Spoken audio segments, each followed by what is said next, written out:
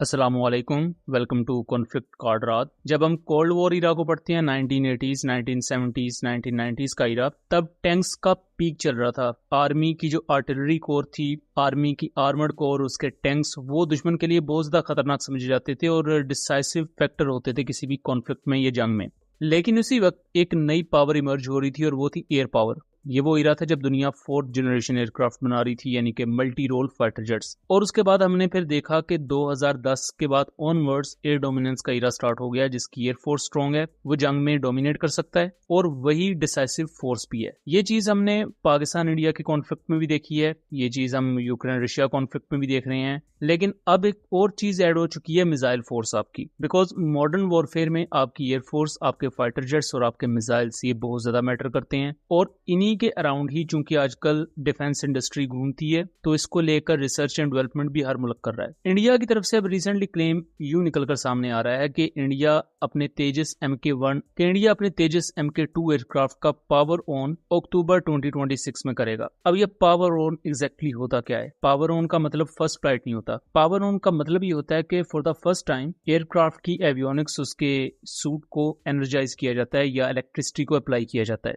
जिससे उसकी multifunctional display systems, उसका कॉकपिट अलाइव हो जाता है। आपको स्क्रीन पर तमाम वो विजुअल्स और ग्राफिक्स देखने को मिलते हैं जो एक पायलट को दिखने चाहिए और जिनकी पायलट को जरूरत होती है। तो पावर ऑन होगी अक्टूबर 2026 में। फिलहाल के लिए इंडिया के जो बड़े ओसेंट अकाउंट्स हैं वो ये क्लेम कर रहे हैं। हालांकि मैं इन क्लेम्स को बिल्कुल सच नहीं समझूंगा, बिकॉज इंडिया की हालत और खास तौर पर इंडियन एयरफोर्स और हिंदुस्तान एयरोनॉटिकल लिमिटेड की हालत उस बेवफा महबूबा की तरह रही है जिसकी कोई भी बात सच साबित नहीं होती रही, और माजी में भी इस तरह की चीजें हो चुकी हैं। पावर ऑन अगर लेट्स सपोज अक्टूबर 2026 में हो जाती है, तो देन उस पर इंजन ट्रायल्स होंगे, फिर टैक्सी ट्रायल्स कंडक्ट किए जाएंगे, यानी कि इसको रनवे पर लेकर आया जाएगा। फर्स्ट पहले स्लो टैक्सी होगी, देन फास्ट टैक्सी ट्रायल्स होंगे, और अगर वो तमाम चीजें कामयाब रहती हैं फिर इसकी फर्स्ट फ्लाइट होगी। अगर अक्टूबर 2026 में ये पहला मार्क का ये सर अंजाम दे लेते हैं, तो फिर हम एक्सपेक्ट कर सकते हैं कि मिड 2027 में या 2027 के सेकंड हाफ में जाके फर्स्ट फ्लाइट तेजस MK2 एयरक्राफ्ट की होगी। तेजस MK2 इंडिया के लिए दो चीजों के लिहाज से बहुत अहम है। पहला तो ये रफाल और जेटनसी की कैटेगरी का एयरक्राफ्ट है,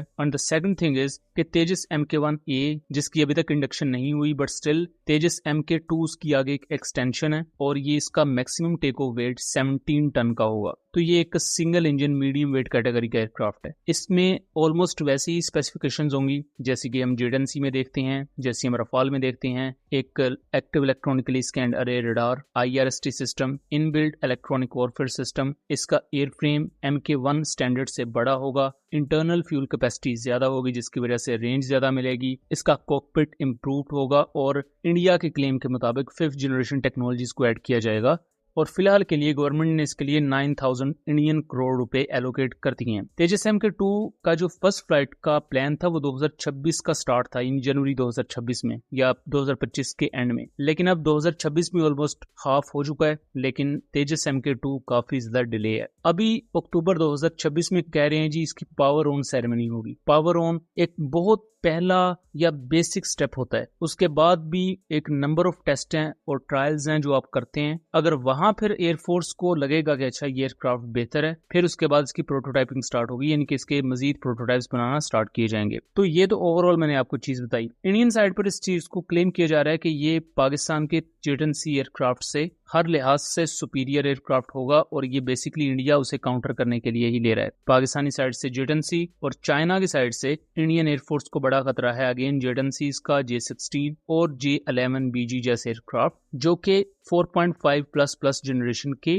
कैटेगरी में आते हैं। दूसरा यहाँ इंडिया के लिए मसला ये है कि इंडिया के पास अभी भी बहुत बड़ी नंबर में मिराज 2000, MiG-29 पुराने जैगुआर एयरक्राफ्ट हैं, जिन्हें उन्हें रिटायर करना पड़ेगा 2030 तक। अगर 2030 तक वो रिटायर नहीं कर पाती और आगे भी उनकी सर्विस लेके चलेंगे तो उनके क्रैशेस बहुत ज्यादा होंगे। ऑलरेडी इनके काफी ज्यादा क्रैशेस हो चुके हैं। तो यहाँ इस वक्त इंडियन एयरफोर्स तेजस MK1A के स्क्वाड्रन तो लेगी ही, लेकिन उसी के साथ साथ 6 के करीब स्क्वाड्रन वो तेजस MK2 के भी लेंगे। अगर तेजस MK2 की जनरल स्पेसिफिकेशन की बात करूं तो इसमें सबसे पहले तो अमेरिका का GE F414 INS-6 इंजन लग रहा है, जिसकी मैक्सिमम थ्रस्ट है 98 किलो न्यूटन, जबकि जेटनसी में WS-10B इंजन यूज होता है जिसकी मैक्सिमम थ्रस्ट थ्रस्ट है 142 किलो न्यूटन। तो इंजन और थ्रस्ट के मामले में एज वेल एज रेंज के मामले में जेट एंड सी जो तकरीबन आज से कोई 5-6 साल पहले की टेक्नोलॉजी है वो भी फ्यूचर में आने वाले तेजस MK2 से सुपीरियर होगा। ये फैक्चुअल चीजें मैं आपको बता रहा हूँ, आप खुद भी जाके इसको सर्च कर सकते हैं। अगर मैक्सिमम टेक ऑफ वेट की बात की जाए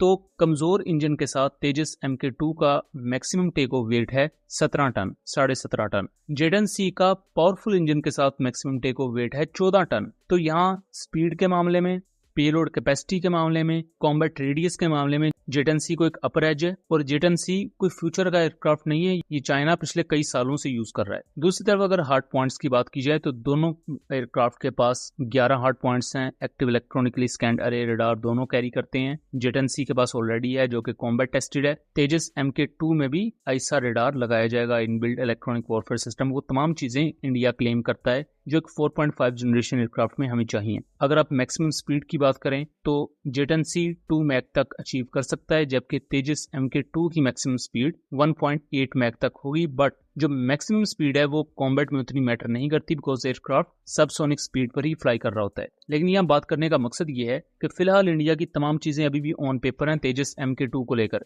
लेकिन जो फिलहाल के लिए उन्होंने जनरल स्पेसिफिकेशंस बताई हैं वो आज से 10 साल पुराने जेट एंड सी से भी निचले दर्जे की हैं। और उसी टाइमलाइन में पाकिस्तान PFX पर भी काम कर रहा है। बट मेरे नजदीक PFX को लेकर अभी देखना दिलचस्प होगा कि पाकिस्तान इसको लेकर पार्टनरशिप करता है या खुद से काम करता है। लेकिन मैं प्रैक्टिकल बेसिस पर बात करूंगा कि चूंकि पाकिस्तान ने PFX को लेकर कुछ बड़ी अनाउंसमेंट नहीं की है, सो इस वजह से मैंने उसे साइड पर रखा है। तो इंडिया जिस चीज को लेकर डायरेक्टली कंपैरिजन करता है तेजस MK2 का, मैंने उसी से ही इसका कंपैरिजन किया है। सो दोस्तों, ये था एक एनालिसिस। उम्मीद करता हूँ चीजें क्लियर रही होंगी। वीडियो पसंद आई हो तो इसे ज्यादा से ज्यादा शेयर कीजिएगा ताकि इस तरह की मजीद इन्फॉर्मेटिव वीडियोस हम आपके लिए लेकर आ सकें। मिलेंगे अगली वीडियो में, तब तक के लिए अल्लाह हाफिज।